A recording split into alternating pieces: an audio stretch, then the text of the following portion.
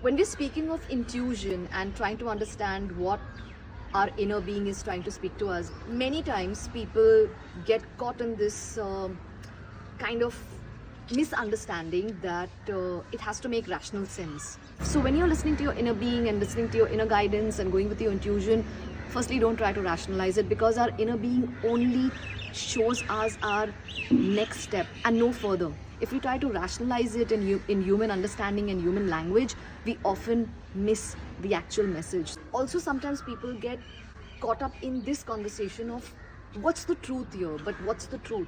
There is no the truth. There is your truth. You know, when you're picking up an intuition and your inner being is trying to give you a message which makes no rational sense, most of the time there is your truth, and your truth is what is resonating with you. So many times your inner being, your intuition is picking up and giving you signals that are resonating with you. So it's either a type match or a type mismatch. That's the easiest way to explain it.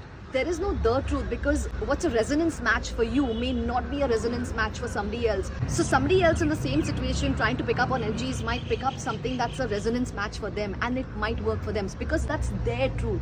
And that's what your inner radar of inner guidance, as your inner being and your intuition is guiding you. It's guiding you. So there is no the truth. There are no absolutes here. What works for you at one point might not work with you at another point. So it's also related to where you are in life. Many times what works for you now might not work in a different timeline, or after a few months or after a few years, and what doesn't work now might start working later on.